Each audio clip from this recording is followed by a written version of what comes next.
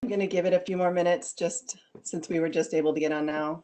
Let's see if we can get everyone to log in now.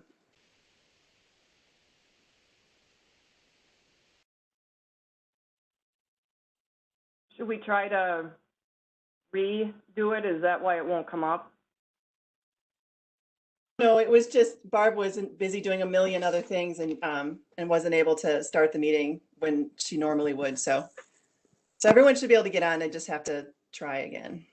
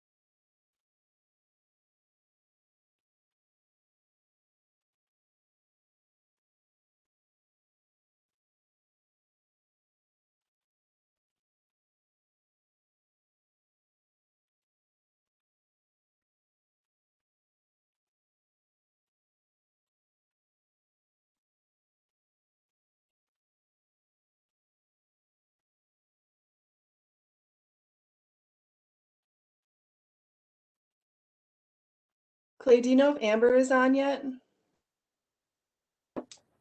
Yes, Amber's on. We're all in Jim's office here, so. Okay. Yep. So it looks like we have a quorum. So maybe I'll get going if that is agreeable for Dave and Chad. Okay. All right, so I'm going to call this meeting to order. Was the meeting properly posted? Yes, it was.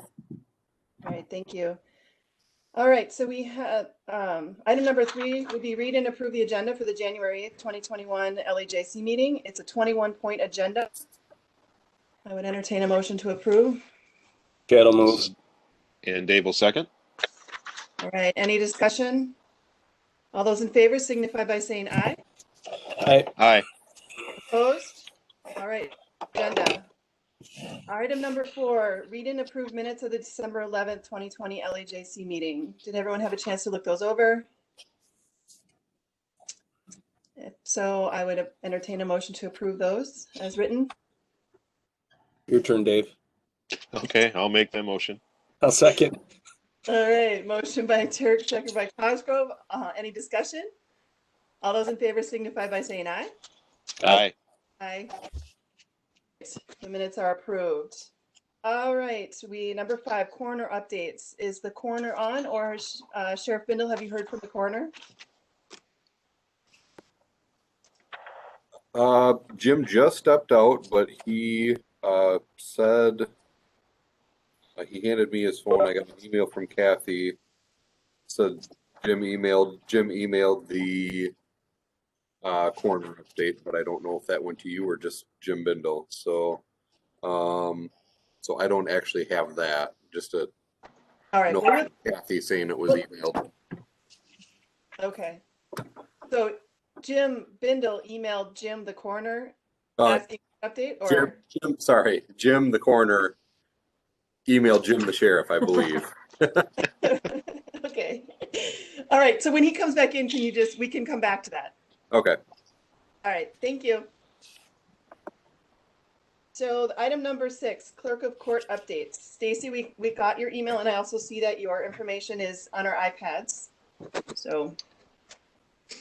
Hi.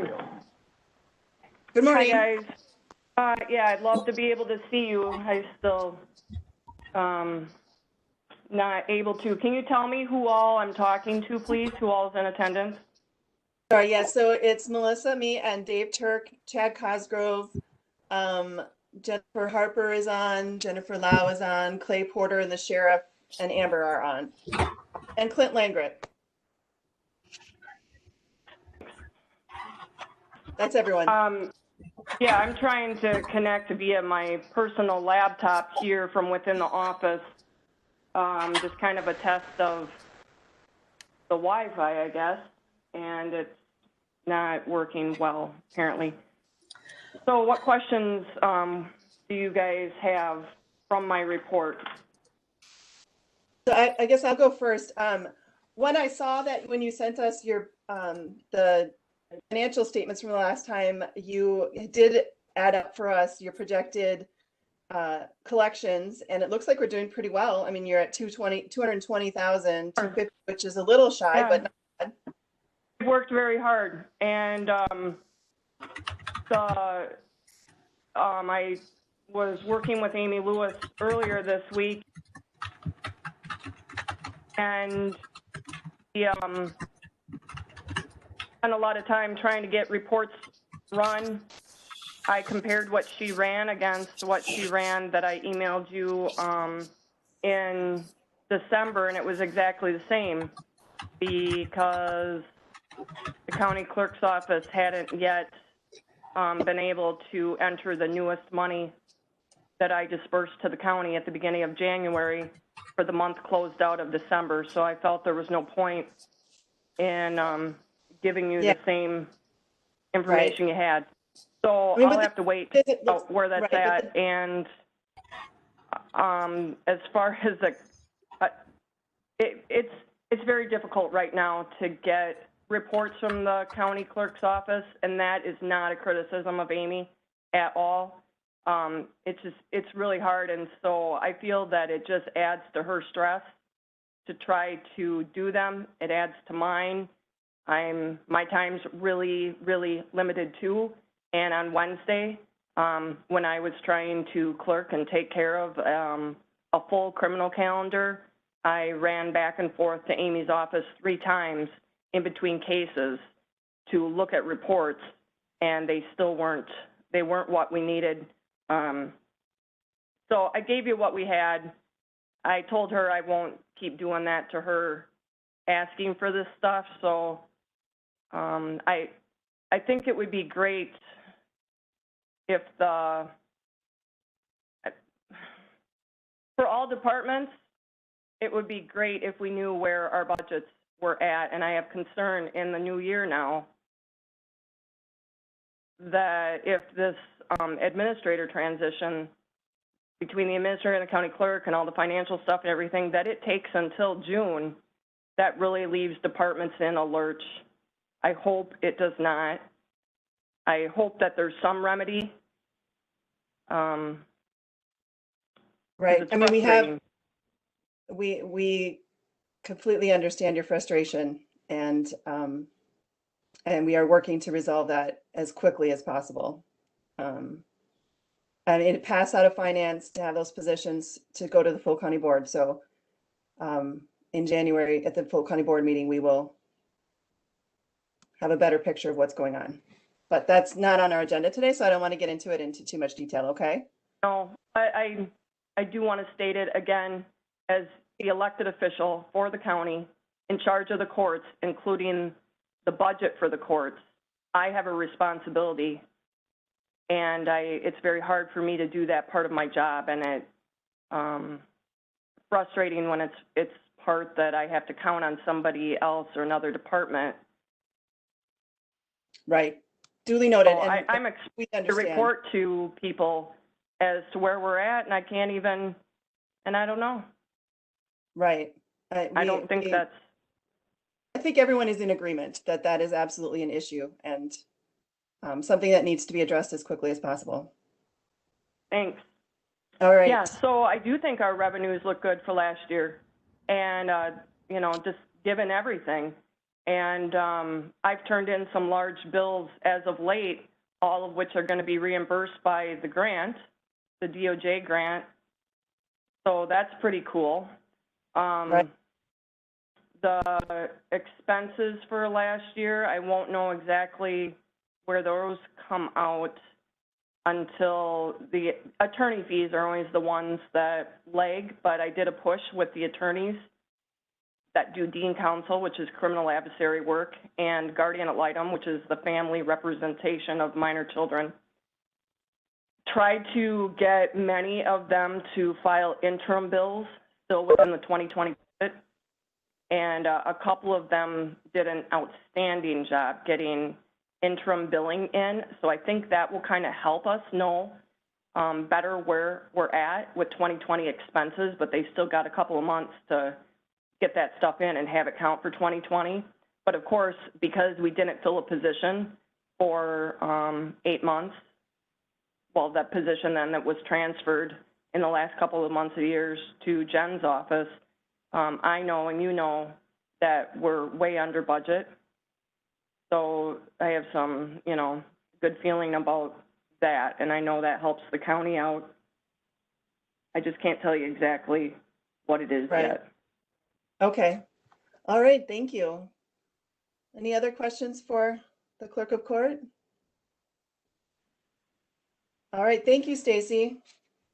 You're welcome. Thank you All for right. moving the meetings to 8:30 so that the judiciary can be part of law enforcement and judiciary. You're welcome. You're welcome. I think, yeah, this should work out fine, I think. As far as I can tell, it should work out fine. All right. Item number 7, probate department. Good morning, everyone. So could you just verify, did you receive some short reports on my budget as well? Was that to your agenda items? It was on the iPad, Okay. I believe. That's where, yes, it was on our iPad. Okay. Or So was it was emailed. I don't remember which, but we got it. I got it. Okay, great.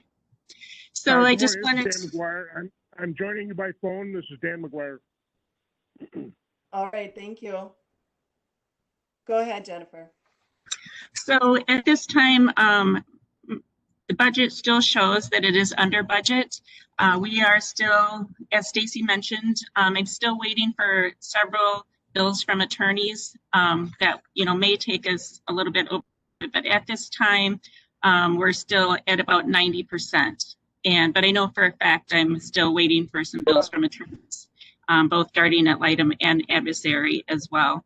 But at least I'm pleased that we're still pretty close, even with Devin's salary being added on there. And then on the disbursements, it shows where everything's going out to. And as you can see, everything was for attorney fees with the exception of phone. And we pay for the post office box. And then there was one psychiatric evaluation for an adult guardianship. Again, the GN is an adult guardianship case. And so things are pretty well on target as far as the revenue. I'm not sure if there'll still be some money showing as coming in. The probate fees, or when we have a probate case, there's inventory are paid. And so I think the estates that we're seeing in probate are a little bit smaller. A lot of the larger estates are having trusts set up. So there is a little bit of a downward trend as far as how much income is coming in from probate estates.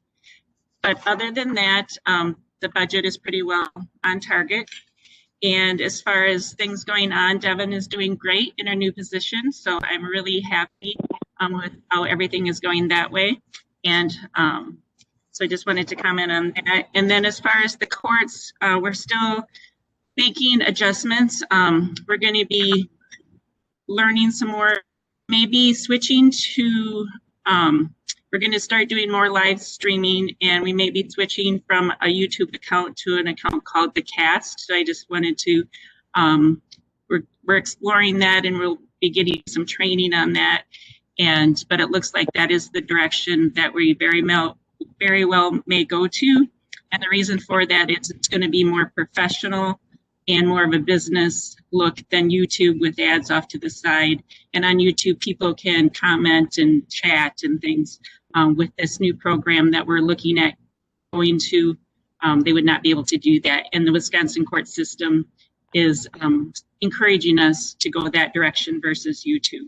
So we'll be having some meetings on that coming up. But I just wanted to kind of let you know that lots of things are still work in progress, and that court is still going on, but by Zoom. So does anyone have any questions for me? Just one thing. I mean, I spoke briefly with Administrator Lejc yesterday, but do you want to just give us a very brief, quick outline of the courtroom progress with the construction up there? Sure. So the small courtroom is primarily complete, and in the large courtroom, they're laying conduit. The carpet has been laid in the gallery area, and they are working on installing the wires and the floor boxes where the tables would go for both the defense and prosecutors. So it's well underway. And I think they mentioned yesterday, Randy had spoke to Mike Marshall, and they're actually very pleased and maybe even a little bit ahead of schedule for the large courtroom. That's fantastic. Can I add to that, Jen? Yep. Briefly, please. Randy gave me an update this morning that sounds like really good news. He said that possibly 3 to 4 weeks ahead of schedule is where we are. Marco, who's going to be doing the video and phone final pieces and the technology of that, they want the carpet down and all of the woodwork and everything cleaned up. They do not want any dust at the point when they connect pieces, and they don't need the floor to be open. All of the infrastructure is being laid, and that's going very well. So they told Randy, things are done, get them closed up. He's working with Badgerland to see if they can move up their tentative carpeting schedule for the rest of it. Of course, they already did the gallery part, So they were planning on doing the rest like around mid-February, and Randy's going to see if they can move that up. 'Cause it would be great if we could, if we're able to get it all tied together and it ended up being finished a few weeks early, that would give the court some time to make sure that we have things running smoothly before we start doing these trials, because we've, got to get right at it in early Right. March. So it sounds very promising. Well, that's Melissa, good. That's good. Yes. So one thing that was requested that no one has addressed yet, and I just want to toss it out here, and it needs to go to property, but we didn't get it until it went to till after property. It met yesterday. That courtroom needs painted. It looks awful. You as committee members need to go take a look. Property needs to go and look. The rest of it's all new and wonderful, and we didn't paint. And it stands out like a sore thumb. It looks terrible. They will not, Absolutely. Marco will not install if we're going to paint. They want the painting done. And why would you do the painting before you did the carpet? So if that's at all a consideration, we should not be moving the carpet forward. We should be moving the painting in the middle. But that's Okay. That's a fantastic idea, Barb. I've brought up painting. The judge has brought up painting numerous times in the last few years, and we're just always told the county doesn't have money. So it does. You're absolutely right that it looked bad before, and now with everything new, it looks even worse. Randy painted the small courtroom. It really pulled it all together. But the large courtroom, it's high, and it's something that probably the county doesn't have the equipment, and Randy probably doesn't have the time and resources to do it. All right. So we All right, let's- understand all the logistics with that, but Yeah. it looks even worse now, or it will in the end. Okay. Thanks, Barb. So I'm assuming that you guys are going to get that on the appropriate agenda or speak to, Clint, I'm assuming you're in the mix with all that too. So we'll look forward to an update. And if you need me to do something further, you can ask me offline. All right. So let's move on to item number 8, District Attorney update. Before Jennifer starts, could I say one last thing? So for a future agenda item, could we look, and again, whether it be this committee or property, look at the possibility of improving the internet service and the access points here in the old part of the courthouse. So whether that be this committee or property or jointly. Yeah. so that would actually be finance. And again, we're happy to do that. We've taken care of running the infrastructure wire. All you guys have to do is purchase it. As soon as you purchase the access point, it can be put up.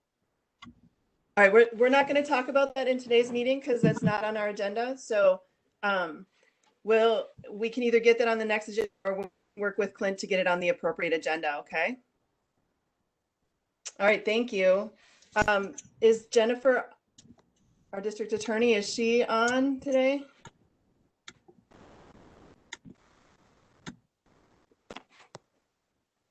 Deanna Harper, there you are. All right, there you go. I go from, I spend most of my time on Zoom, so going Zoom to Cisco and the two buttons are different. So apparently that's too much technology for me. Right now, my job is really people driven rather than data driven. So I'm always amazed to listen to the two gals ahead of me that have all of these reports, and I think, I just deal with people. People have their own issues. I've mentioned this for some period of time, probably the last 2 years, with the change in the law and the use of the Zoom. We've really had a significant uptick in our victim contacts, and that has continued. We're really kind of struggling with all of the contacts that we have to make, and they're sort of amplified by the Zoom process, but we continue to shoulder on with that. We are not seeing a lot of trends here in Richland County, which we have been seeing across the state and other prosecutors' offices. For instance, motions for inmate release from prison due to COVID-19 factors. We are not we are not getting those here, although I have a lot of work to do on those with my compatriots in other jurisdictions. So we're not seeing a lot of those. From my perspective, other than the victim concerns, which is now sort of the new normal, to use a phrase I sort of dislike, court has been proceeding as usual. I think that using the Zoom technology for court has been fantastic on a lot of different levels for a lot of different reasons. There are some interesting dynamics, I think, that have developed because of the Zoom process as far as relationships between defense attorneys and defendants and things like that. But that's just a dynamic. That's a function of what we're doing now. The other new thing sort of on the horizon is we have a lot of jury trials that are stacked up starting in January, but we've pushed those back for reasons that Stacy has talked about and COVID reasons and those kind of things. So they keep getting pushed back, but they're gonna rain down on us soon enough. That is usually not the case. We don't have jury trials that stack up like this, but I think that's part of the function or part of the dynamic that has developed with the advent of Zoom court. So that's going to be a little bit different, and we'll just have to see how that goes. Otherwise, from my perspective, it's business at least as usual as it has been for the last 10 months. Thank you for that update. All right, item number 9, Humane Officer Animal Control Yearly Update and Information. I'm assuming Toby might be on for this.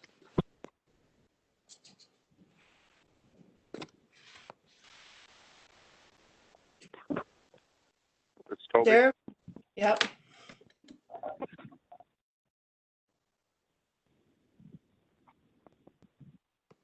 Hello. Hello? Okay, this is Toby here. Hi. So real short, short and sweet, I guess. Just going over our CAD numbers from county dog catcher. About 37 is what we had for last year, where she was called out for pickups. No significant large animal issues last year like we had in the previous year. So all in all, just one thing that went fairly normal last year. Dog catcher, dog pickups. Other than that, I guess any other questions on it? No, my only question would be just the usual. I'm assuming that when you've gone to inspect, everything has looked good, that that you have all of the documentation that you have inspected when you've needed to, and everything is in order. Sure. I get the reports from Judy every month, where she gives her numbers. Yep.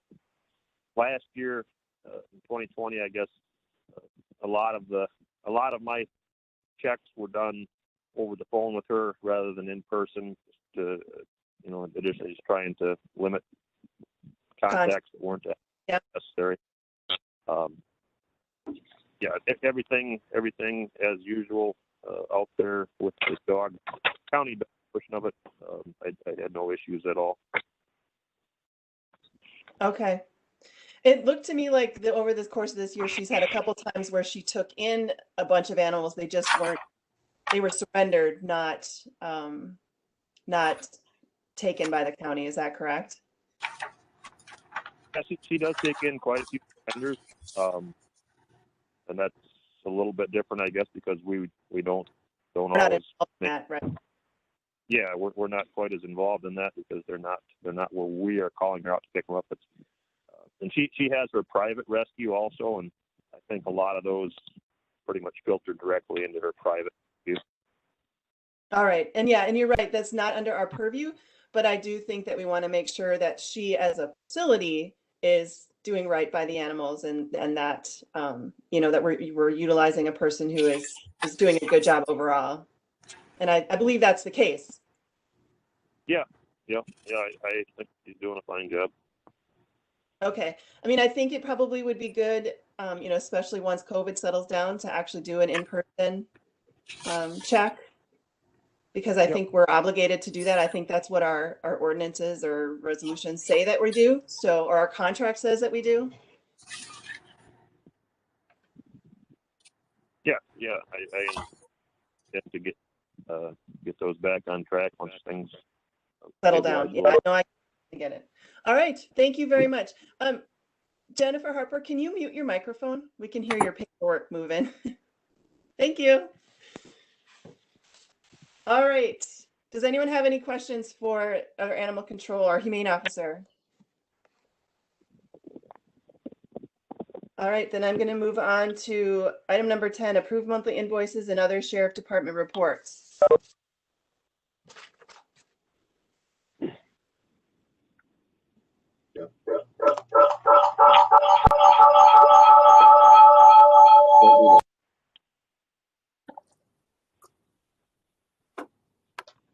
Sorry about that.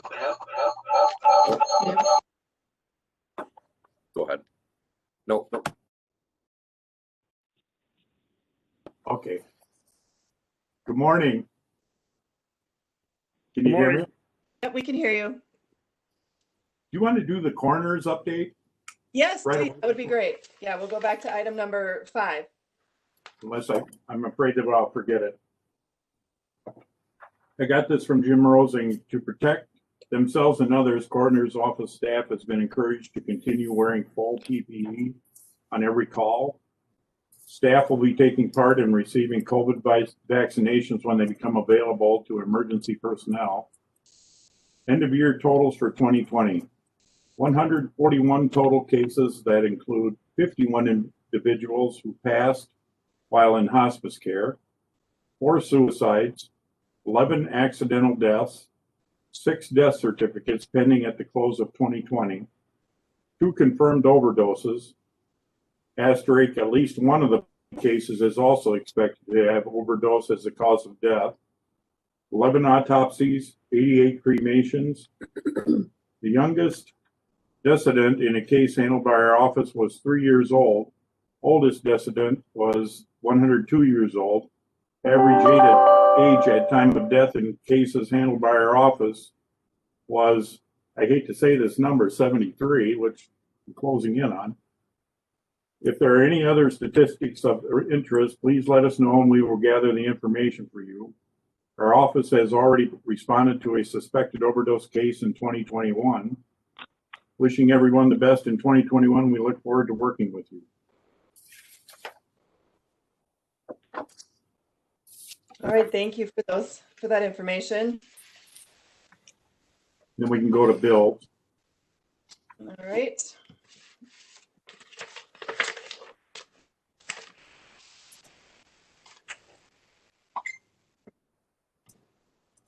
So I had just a couple questions. I mean, as usual, I see that the bolded ones, those are the ones that Amber is indicating are over budget, correct? Correct. So I'm assuming like the jail one is probably because we're doing jail supplies, was doing more cleaning and things like that, or what? Is that what that's about, or? Yeah, probably so. I think there's just had to be more cleaning and any kind of supply ordered to keep the jail clean, keep it disinfected, keep things the way they should be. Right. And are they wearing masks? Are the employees wearing masks in the jail? So we're at that added expense as well? When they're in contact with people, yes, they're wearing masks. Okay. All right. And I assume the advertising one is over budget because we've had to advertise for more open positions than we anticipated, probably. Yes, that's correct. All right. Did anyone else have any other questions on the bills? Was there anything you wanted to point out, Sheriff Bindle? Nothing at this time. All right. I would entertain a motion to approve. Chad will move. Do I have a Table second. All right. Any other questions or discussion on the bills? I will say, Amber, I think that probably in February, I would like to, if it's possible, given our situation with the state of our financial reports, if it's possible, I would like to know like which, at the end of the year, which ones are going to be overdrawn so that we can kind of talk about budgeting and how we're doing on estimating our expenses, okay? Yep, that sounds good. Okay. All right. All those in favor signify by saying aye. Aye. Aye. Opposed? All right, the bills are approved. Melissa, could I add to that? Yes, go ahead. When we make our budget, we don't plan on COVID. Right, no, absolutely. I know. And there are things that are going to happen that we don't even see coming at us.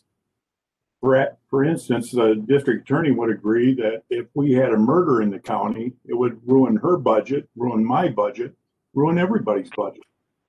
But thankfully, we don't have those expenses to incur at this time.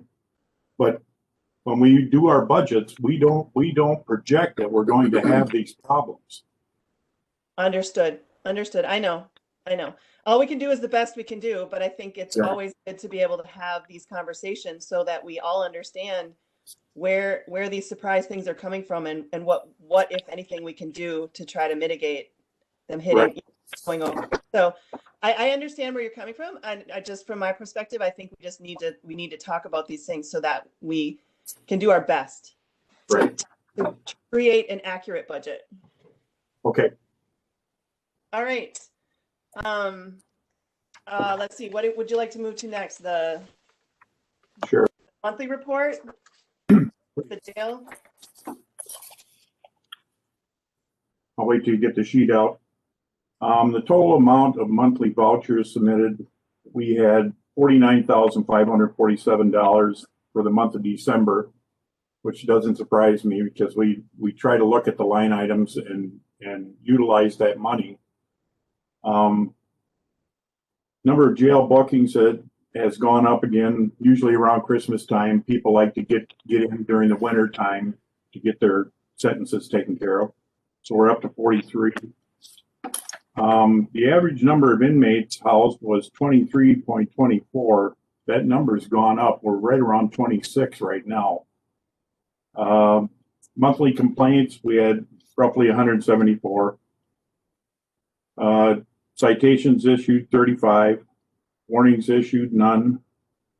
Civil process papers, 12. Transports for the month were down, 6. The average number on electronic monitoring are 5. For the jail, we had 364 calls for service, 89 calls for EMS, 64 calls for RCPD. And that's about all that I have. We are in the process right now of trying to figure out when, because we're 1Bs versus 1As, as far as getting personnel here to get a shot for the COVID-19 vaccination. So I posed the question to Rose that if the hospital has personnel that they probably allotted these shots for, if they refuse to take the shot, is there the possibility that we could get in and get our 10 people or 11 or 12 people to get their shots? She said that she would look into that. I don't understand the reasoning behind all of this COVID-19 as far as who gets the shot first, who doesn't. I'm not going to get into that. But I am trying to work my way in so that I can get our people the shots. It seems like I'm hearing that there are a lot of people that are getting shots that probably shouldn't have gotten shots. But I can't confirm that, so I'm not going to go into that. Yeah, certainly getting jail personnel vaccinated would be extremely helpful to try to keep the jail free of any problems. And so I agree. I know it's frustrating. I think a lot of people are frustrated, but all we can hope is that things get moving faster. Yep. I agree. But unfortunately, I think that most of that is completely out of our control. All right. I did see that you did put up the squad car, but I guess I can go under the item number 18. So we can talk about that one later. Did you have anything else, Sheriff Bindle? No, that'll do it. All right. So that brings us to item number 11, radio maintenance contract invoice approval. General communications, you sent us, that was included in our stuff on our iPads. So it looks like it's a contract for $10,609. Yes, so this would be in addition to the one I brought to you last month from Baycom. This would be covering, this is from General Communications. It's covering the products that are kind of their specialty, I would say. And if you'll note at the very bottom of it, very bottom of the list of equipment, the description, it does say end of life for Master 3 units. Going back from what I can find for a few years on these maintenance agreements, they've been telling us that for a while, which is a good chunk of why we're looking at this radio system later on this morning. For that, they did make a note. We did go up a little bit, a couple $100 for our maintenance contract this year. I think they're anticipating, that we're going to start seeing failures with some of those repeater units. So, And this amount was budgeted, correct, in our radio? yes, this is that we do have budget for this. Okay, all right. Anything else you want to add? Nope, that's it. Okay. I would entertain a motion to approve this contract invoice. This is Dave. I'll make the motion. Chad, second. Ed, would you like to second? All right, any further discussion? All right, all those in favor signify by saying aye. Aye. Aye. Opposed? All right, motion carries. All right, that brings us to item number 12, the Axon Taser contract payment approval. This bill is for our annual fee for the Taser Assurance Program. Actually, I'm not sure if they're still calling it that, but part of our subscription for the Taser we're using. The question I have is, I remember when we bought these, we had the money for the first payment, and I'm wondering, is this in a line item? Is it covered in our budget already, or is this going to make our budget in that line go over? This is taken out of right now the capital projects. It would have been budgeted in our new equipment line item. Okay. So that's So this where is coming out of Fund 75 or the new borrowing? well, for 2020, it's coming out of the Fund 75. Okay. All righty. That's what I needed to know. Anyone else have any questions? All right. I would entertain a motion to approve this. I think it's your turn, Chad. Approve it, Dan McGuire. Oh, all right. We got a first from Dan McGuire. Do I have a second? I'll second. All right. Second from Chad. All those in favor signify by saying aye. Aye. Aye. Opposed? All right, we have that taken care of. All right, item number 13, casual employee uniforms. As we kind of had discussed that at the last meeting, but I don't believe it was on the agenda for the last meeting. We were looking for a line where we could take money to purchase uniforms for our casual employees. The hope is we're going to be hiring more casual employees in the near future. I want to say historically, from what I'm being told, at least back in the 90s when we hired a casual employee, we did purchase and provide them with a few uniforms. There's no uniform allowance in writing for them. We're just looking for I guess, a good place within our budget to take money to buy a couple uniforms for new hires and maybe replacement uniforms here and there as people's uniforms get destroyed or damaged. Strictly for casuals. The others have uniform allowance for that. So are you talking about deputy casuals, jail casuals, both? Both. All right, so when the casual deputies, they have to buy a full uniform that looks just like the ones that the other deputies wear? Correct. And how much does that cost? Yeah, I 60. I mean, just ballpark I it. bet you two full uniforms would be probably between $200 and $250. All right. 125 a uniform. So one of my questions I had is, do we, like, if we buy their uniforms for them and then they quit in 6 months, do we have anything in place where we get reimbursed if they would do that? Or I guess my suggestion or my thought on that would be that we could maintain the uniform, put it in a closet, hang it up where it'll be kept. oh, And then the potential being that we could hire somebody who would fit that uniform later. right. That would certainly make sense rather than, and plus I don't know that you want deputy uniforms running around with people who aren't deputies, right? Correct. I mean, that seems like a bad idea. I don't know. Okay, so do you have suggestions as to where you might potentially be able to get the money to do this? And how much total money do you think you're asking for?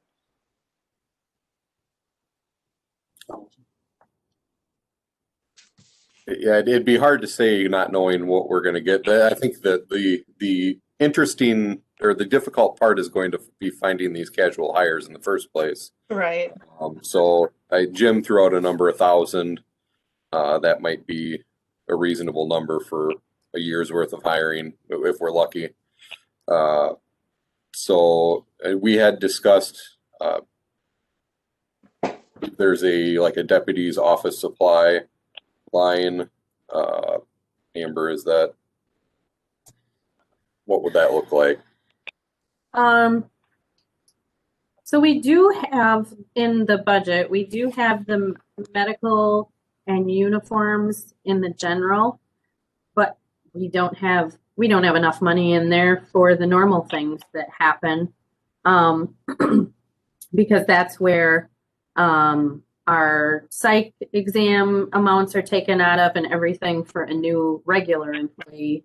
So that probably, that wasn't budgeted for uniforms. The only other thing could be like officer equipment. We usually have a little, we have some money we could probably take out of there.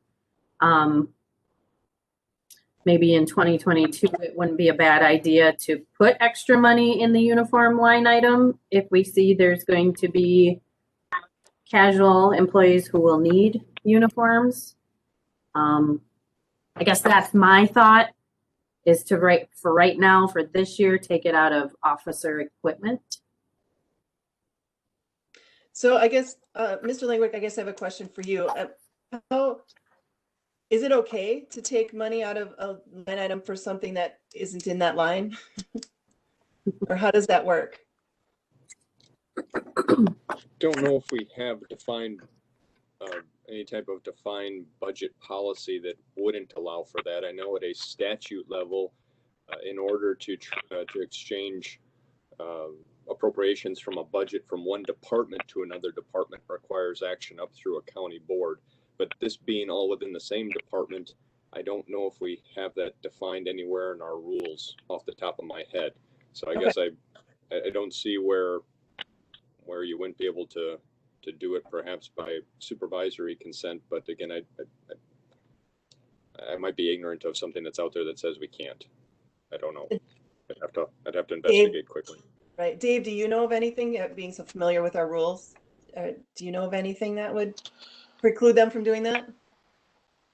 I think there's flexibility, as Clint said, as long as it's within the same department, and we're not talking about dedicated revenue streams or anything like that here. I think we're talking about $1,000. We're not talking 10,000 or anything like that. So I think within our discretion as a committee, we could approve that. Is my take on it. Again, unless Clint was able to find some other statutory thing that we're tripping over. Right. Okay. Does anyone have any concerns? Does anyone think that we should not provide uniforms for casual employees? I mean, I think for sure the deputies, because that's an expensive uniform. There's a lot to it. I don't know what the jail, Amber or Clay, do you have a feel for, like, the jail? I think they just wear polo shirts or something. Yeah, they wear their, right now they're in a black polo shirt that's embroidered. I'm not sure 100% on the cost of the embroidery. And then a black military style pant. I would imagine they're probably, I'm just going to throw a number out there, $80 to $90 a uniform for a complete uniform, not including boots. Right. Okay. Well, I mean, as long as the employee, or if either we keep the uniforms so that others could use them, I hate to invest $1,000 even in employees that are going to only be around for a couple months, and then we're stuck with buying, even more uniforms. So I do think that keeping them, if they don't work out and don't stay or don't, that we would keep the uniforms back. That's my thought on it. I would agree that that's reasonable.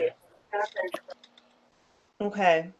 So do you have $1,000 in that account that you were talking about, Amber? We have money in the office. It's the line item is office and officer equipment. Usually we're under in that line item. So there is a little bit of extra space in that line to probably purchase some uniforms if need be this next year.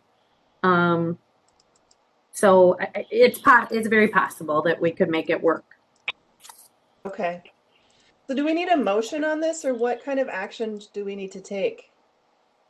Oh, sorry. Go ahead, Clint. Madam Chair, Yes. I just wanted to throw in, I had a conversation with Clerk Lejc right now on practice. He recommends that if you want to reappropriate for it, to not do any type of a actual line change in it, because then it would impact how it trails out. Essentially, it would be better to just kind of run over on that line, knowing that you're going to have availability in the other line.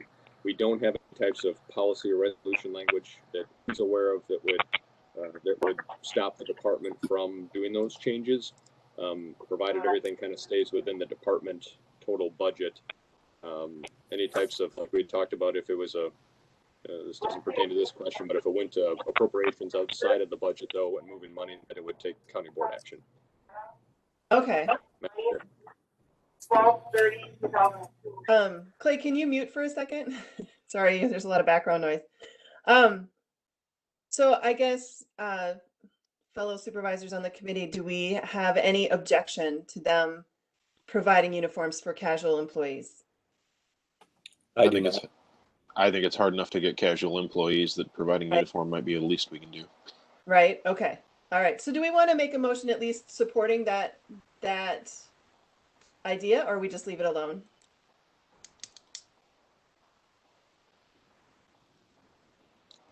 If we don't need to take action, I don't see any reason to. We've discussed it, and we understand what's going on, and they know we support it. Right. I mean, I think the minutes can reflect that we had this discussion in which we support of casuals getting uniforms. So, all right. So with that, I think we can move on to item number 14, schedule employee candidate interviews with our committee members.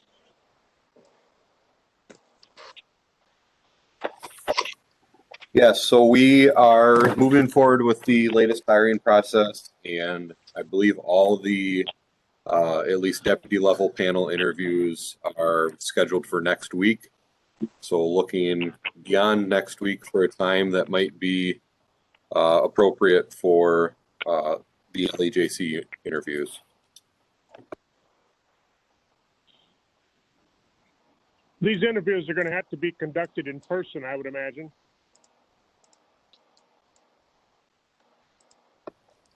I think that would be preferred. We managed it the last time. I don't know what everybody else's thoughts on that were.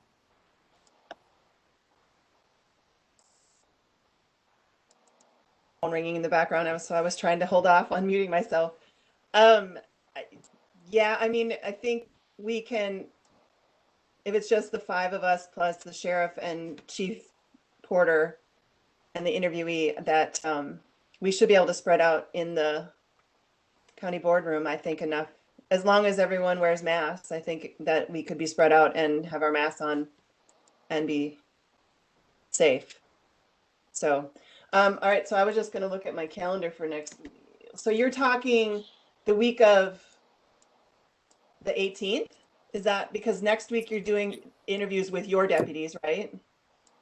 Correct, yes. So the following week would be probably the next best, would be the best, if not, if it has to be out further than that, it has to be out further than that.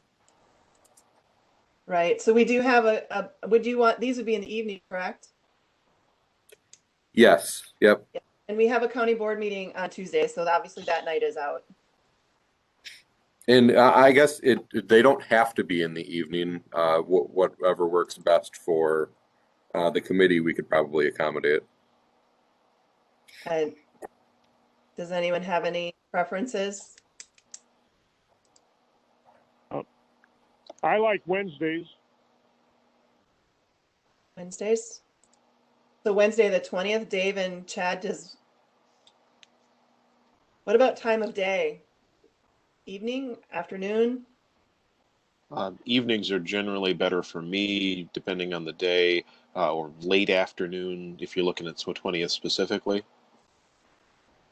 Well, I mean, if that works for Dan, we can start there to see if it works for everybody else. It's fine.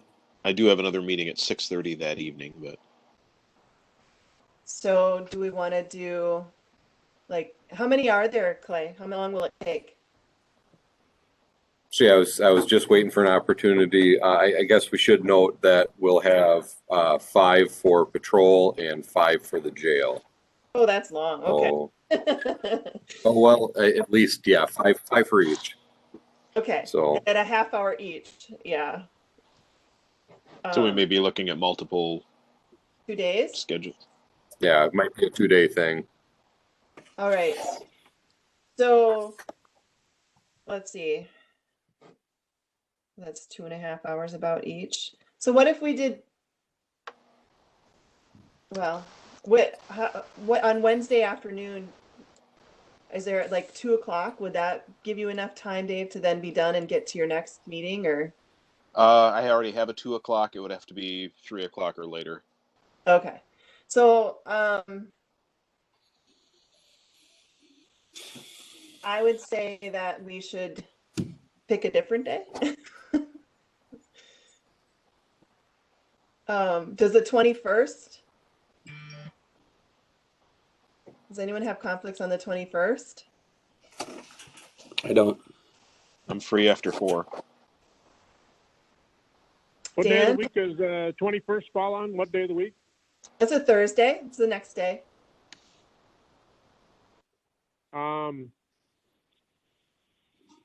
Yeah, I got an open house then, but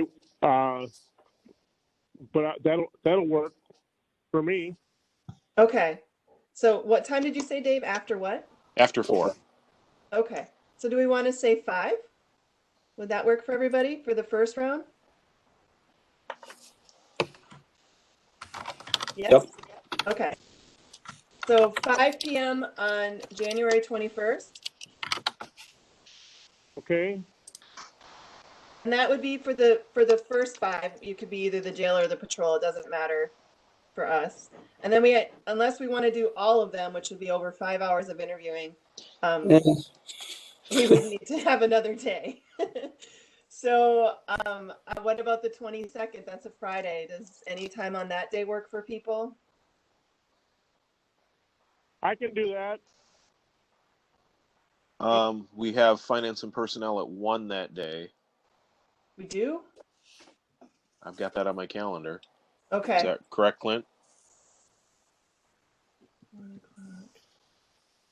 But that would be by WebEx probably, right? Yes. So, Yep. So if we did 5 o'clock, 20. then would that? Yep. Sorry. But yeah, I'm free after that's over. Yeah. I mean, not that we all want to spend Friday night at the courthouse, but whatever, we can. Can we have it catered? Right? Clay and Sheriff Bindle, does Friday work for you guys, or is that bad? Works for me. I think it's okay. Jim's telling me Friday doesn't work, but I think he's also smiling when he says that. So He'll have to just delay his celebrations until after the interviews. All right, so we have January 21st at 5 p.m. for the first 5 interviews and January 22nd at 5 p.m. for the second 5 interviews. Is that okay with everybody? yes, that works for me. Works for me. All right, good. Thank you, Dan. And Chad and Dave, you're good? Yep. Okay. All right. So we've got that taken care of. Item number 15, permission to solicit bids for new squad cars. So are these the squad cars that were in the borrowing for that we just borrowed money for? Correct. I'm looking to solicit for bids for this year's borrowing, which I believe we had allotted for 2 squad cars. So I'm asking permission to solicit for bids for 2 squad cars. I would make a motion to give you permission to solicit bids for new squad cars. I'll second. I have a question I want to ask. I think it's appropriate for this here item on the agenda. Yeah. Go Is ahead. the part-time police officer at Lone Rock, I had reports that he's patrolling Lone Rock with a county squad car. Is that true? Should not be on Lone Rock time. So not to my knowledge, that is not true. I don't believe unless I'm mistaken, I'm not sure if he's started actually working shifts in Lone Rock yet. But Lone Rock has their own squad. He should be in that. Well, that's true. That's why that's why I'm getting reports from people down there. They're confused that he's driving around with a county squad car. I won't accuse him of doing that, but I'm going to do further investigation into it. Okay. Yeah, I mean, he's a county deputy. If he's patrolling Lone Rock, he can patrol Lone Rock as a county deputy as long as he is on not on Lone Rock's payroll at that time. Okay. All right. Thank you. I'll look into it further. All right. Any further discussion on soliciting bids for new squad cars? All right. All those in favor signify by saying aye. Aye. Aye. Opposed? All right. Motion carries. Item number 16, discussion on possible contracting with Lejc for department policy. Melissa, Yes. I also wanted to throw in there that we gave up one squad to this is just an information for everybody, that we gave up one squad to get this tower project going. So I hope that everybody understands that when I come back for 2022, I'm going to ask for 4 squads. So I just wanted to throw that out there because we're going backwards again, and I need to get it back up to. I'm going to ask for 4 next year. Okay. Duly Just noted. give everybody a heads up. Right. Duly noted. Okay. So, discussion on possible contracting with Lejc for department policy. I assume Clay or Chair Findlay, you're going to take this? Yes, I'll take care of this one. Lexipol is I guess kind of I don't even want to necessarily call it a policy company, but a kind of risk management company that specializes in writing policy for law enforcement, corrections, fire, EMS. I've looked at them in the past, and why I never brought it to administration at that time was cost. Recently found out that Wisconsin County Mutual Insurance Company will pay for it. It's part of our insurance policy. To give a little background on them, it's a company. It's founded by a former California Highway Patrol supervisor who is also an attorney, and they write policy where it's state specific law enforcement policy. And Wisconsin County Mutual likes their product so much that they're willing to pay for it for us. So the cost is to us at this time is nothing. because they'll get billed directly to Wisconsin County Mutual. We're already paying for our policy through them, and so in that sense, we've already paid for it.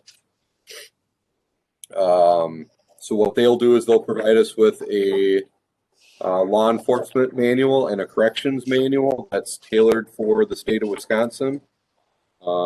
We just put our name on it, and part of their system, so they have their own system, our deputies would log in at the beginning of their shift every day. They have a daily training bulletin built into their system, which gives scenario-based situations on their policy, and then quizzes them to make sure that they're understanding, not only that they've read the policy, that they understand and they're proficient with the policy. It seems like a really cool system. I haven't had a chance to play with it yet, although I do have offers from other agencies, other counties that do use it to let me kind of just hop on their system and take a look. But it's kind of, from looking at it, a lot of the agencies in the state, a lot of the county agencies in the state are using these policies. So, I mean, my first reaction is it sounds, anytime that we can be, have a system in place for actually testing and helping our officers understand policy, I think that's fantastic. So do they, I mean, is there any local policy that would need to be included in that, or is it we're at the state level, we're covered as far as? So they're going to cover pretty much all your state mandated policies, your policies that are going to be high risk type stuff where, where a lot of your liability comes from. The other nice feature of it is that they update it for you. So if state law changes or there's a federal case that changes something the way we have to do things, their team of lawyers come in and say, okay, we got to fix this wording here, change that. They send us the updates, and then I just click one button and the policy updates. Is kind of the way it sounds like it works to me. The other part of this is that they stand behind their policies. Like I said, they have a team of attorneys and other people that write these policies. They also stand behind these policies, and they've stood behind these policies and won up to the federal level. So they're vetted and they're proven policies.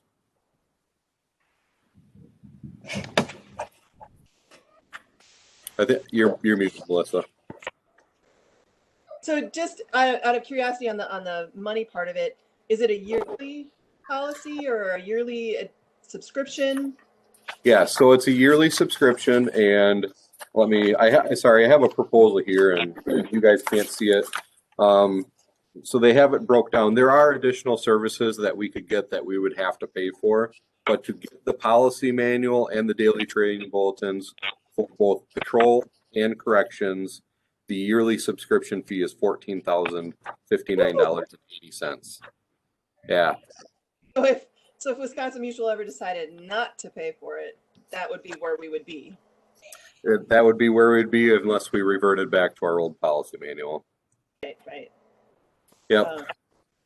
So it's certainly not cheap. That's why I said I've never brought this before anybody before, because even as a sergeant, I recognized that price tag and knew that wasn't going to be a possibility.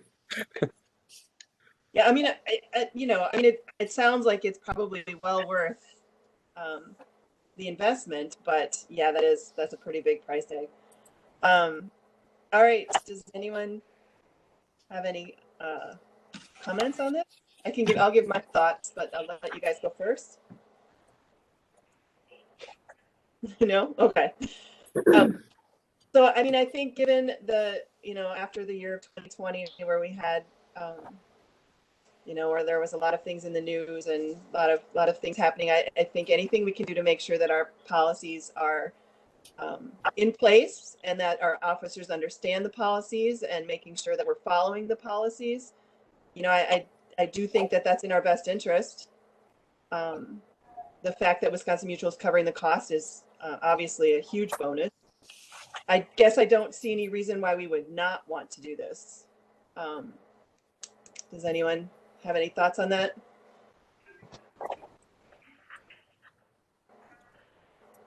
No, We all think it's good, basically? Yeah, okay. All right, so, I guess we should probably have a motion then, giving you permission to go ahead and enter into a contract or get the contract so that we can then approve the contract. And I'm assuming that we would want Corporation Counsel to look at any contracts before we were to agree to it and sign it.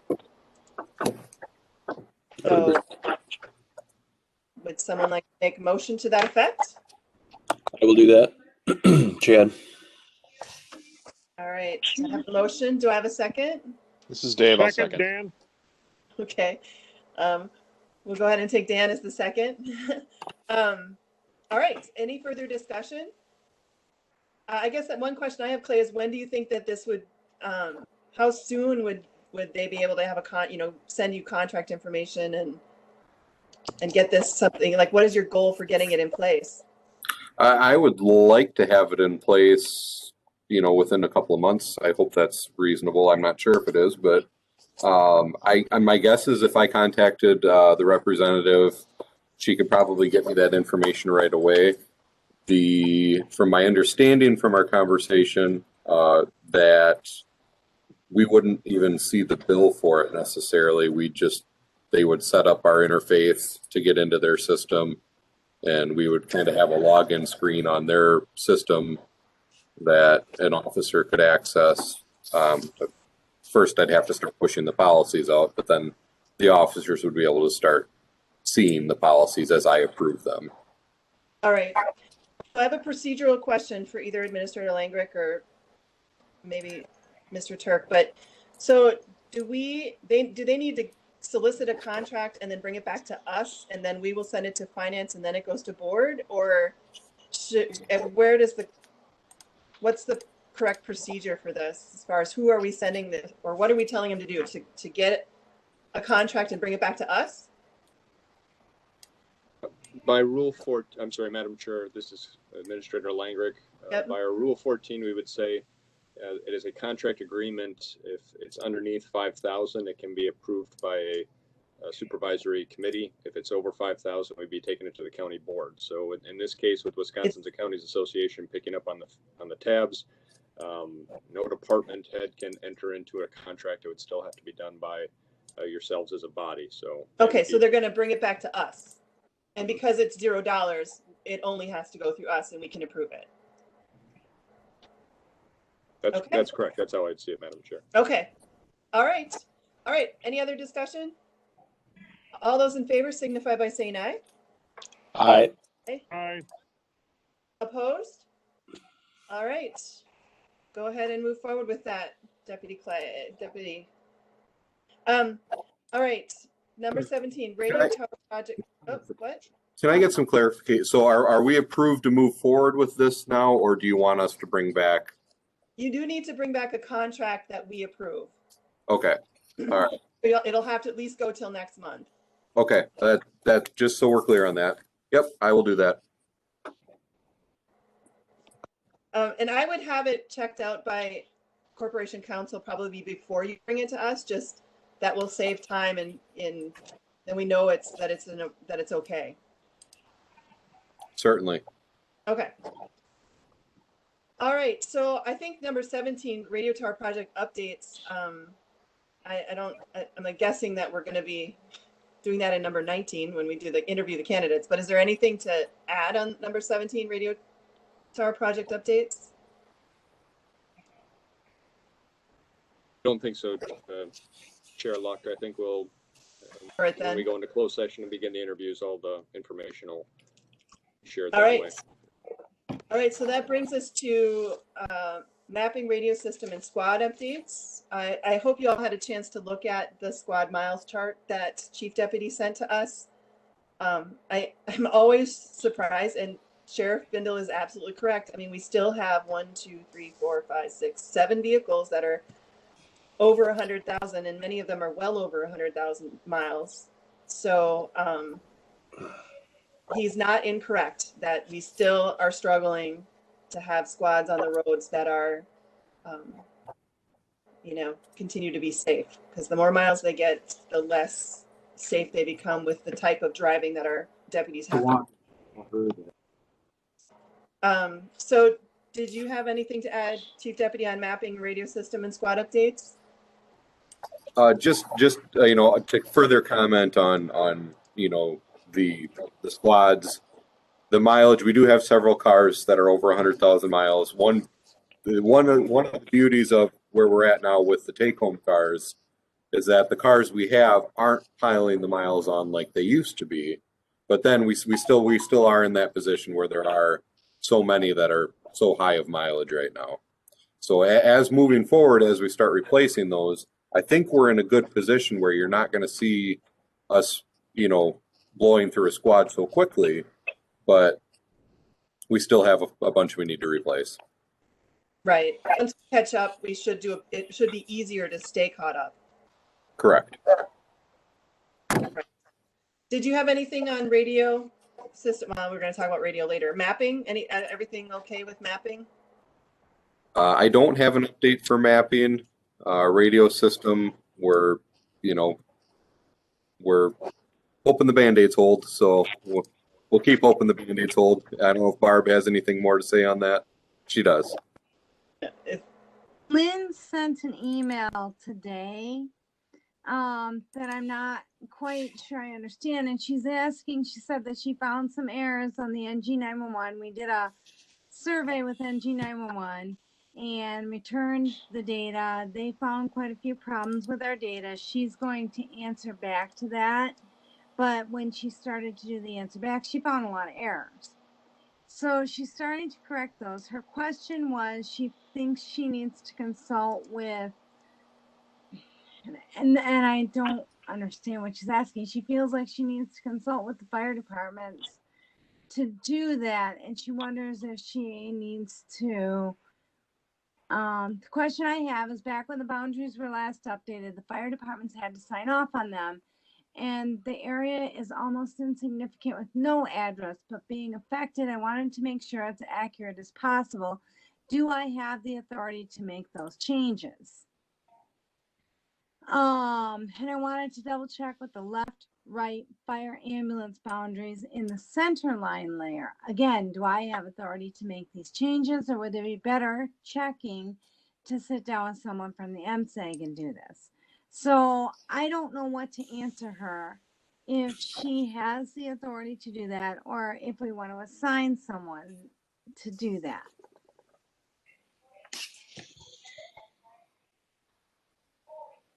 And I probably just spoke French, didn't I? No, I think I got what you're talking about. I mean, basically, the gist of it is she wants to know if she has the authority to adjust maps by herself, or if she needs input from other parties, right? Correct. And if so, who is the other party that would have the say? And when they originally made those maps, was it a group effort, or who made those? It sounds like it, because it says back when the boundaries were updated, she did work with the MSAG. And MSAG is what? We are the MSAG. We are. It's the county is the MSAG. Oh, okay. I certainly don't have any ability to answer that question. I'm thinking maybe we should have somebody assigned to go over that with her from the department. Who would you like that to be?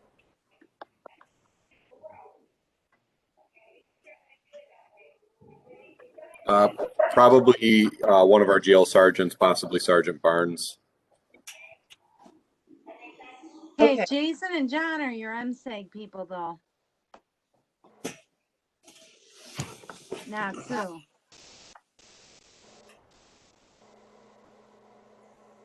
Well, is this something that this committee needs to address, or is this something that can be done internally?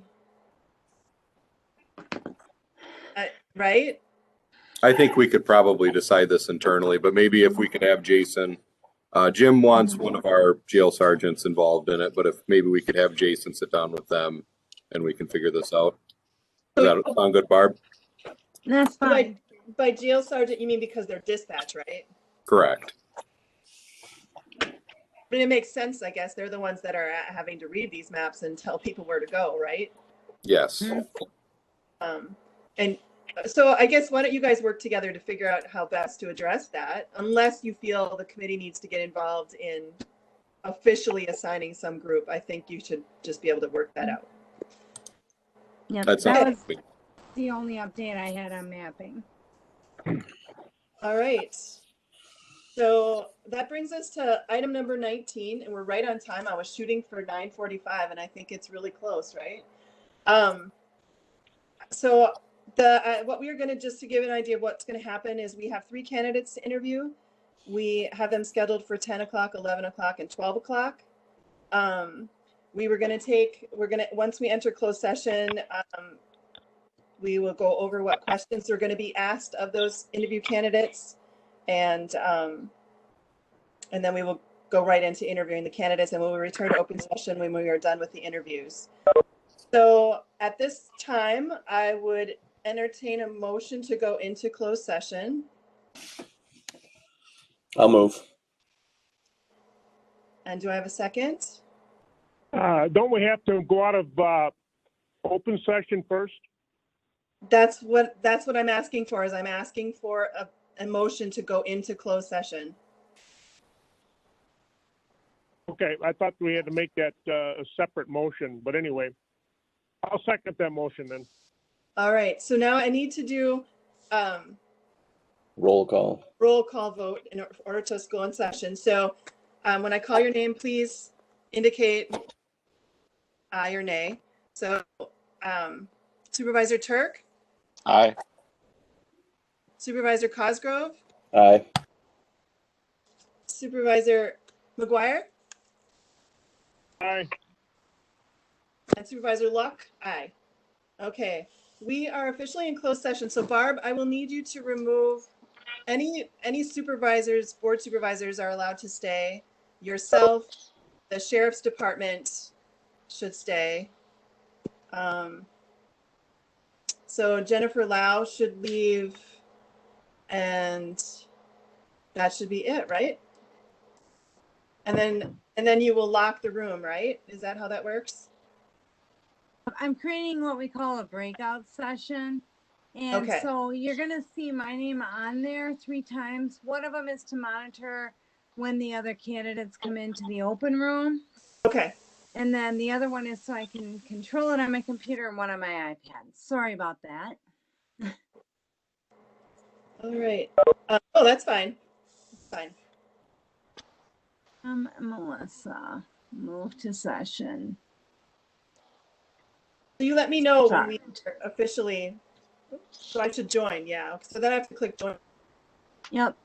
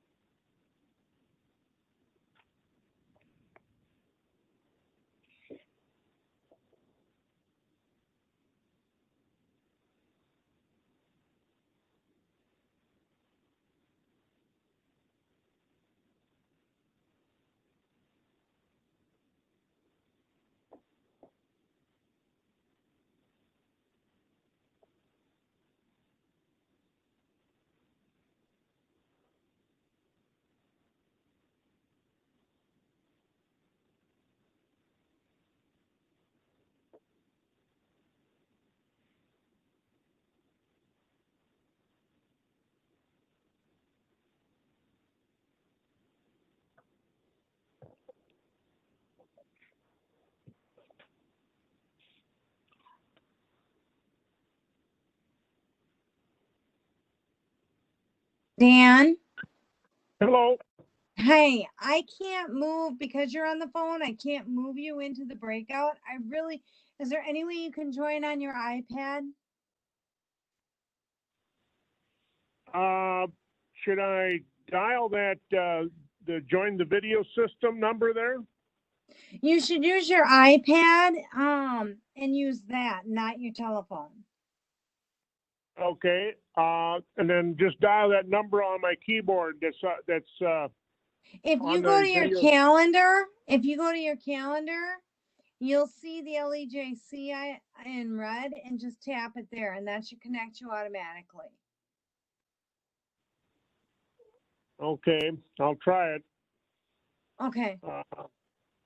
Give me your number in case I have to dial you back. Yep, 608-604-3511. 3511? Mm-hmm. Okay. I'll give it a try here. All right, thanks.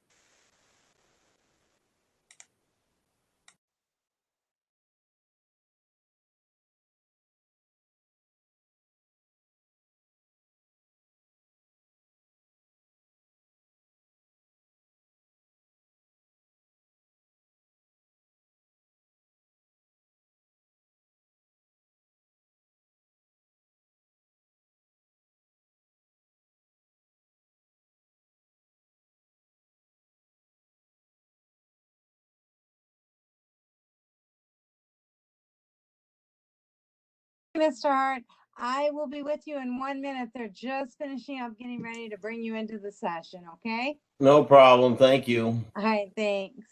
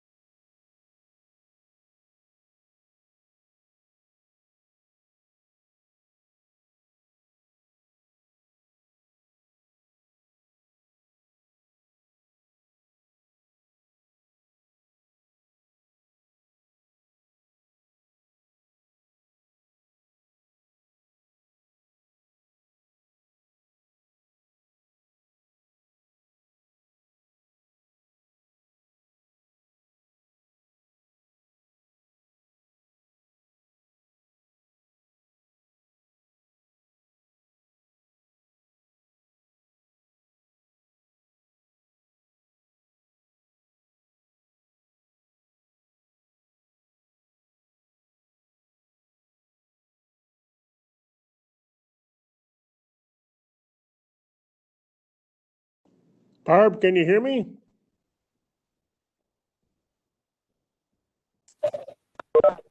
Yes, sir, I do.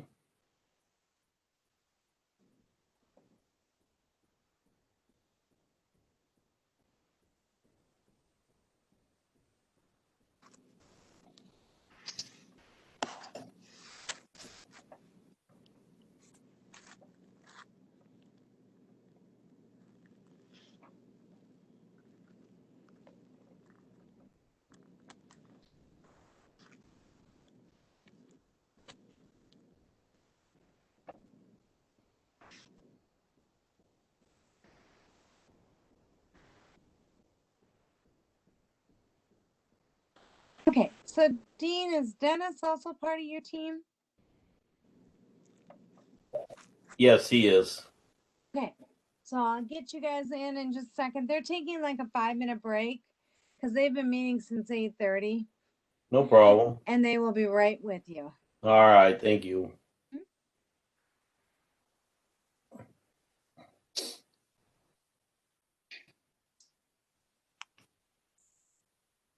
Dennis, you hearing me okay? I am, sir. All right. I updated all my stuff, so I should sound better.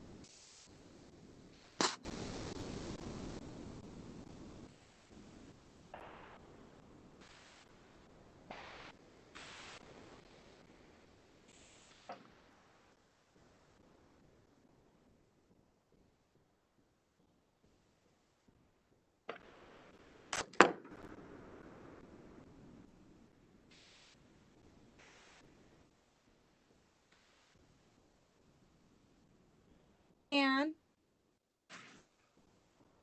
can you accept the join that came up?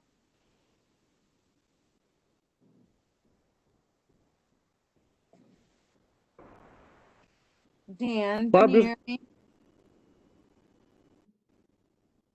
Yep, can you I sent you an invite to join a session. It should have popped up on your screen. You should see down by the little heads. If you click on, there should be a little head guy with a red dot on it at the bottom.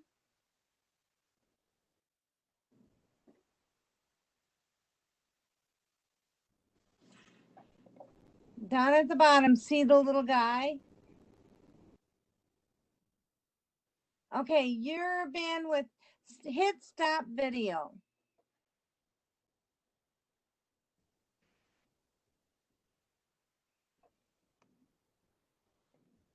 At the Okay. bottom.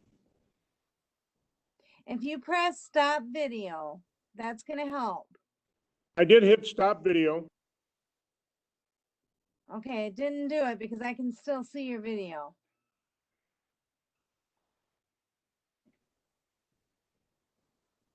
When you hit stop video, you have to hit the red bar that comes up that says stop my video.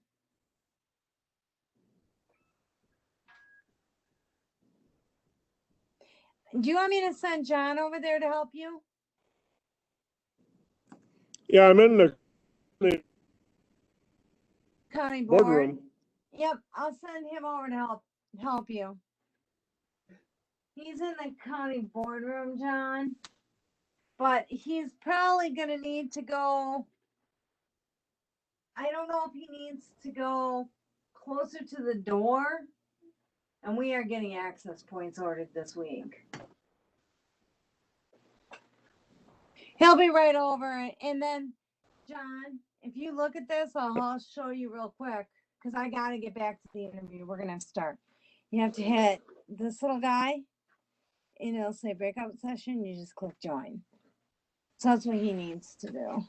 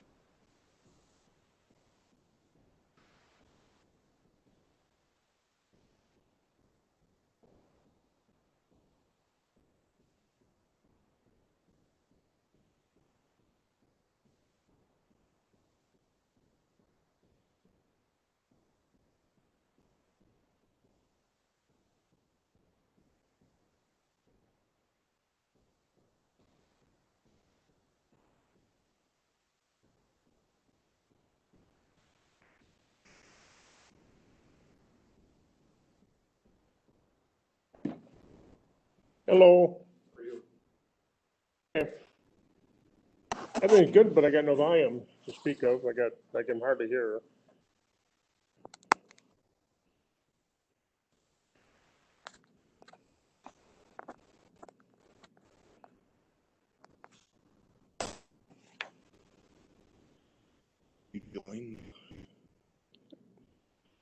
I did talk to her, but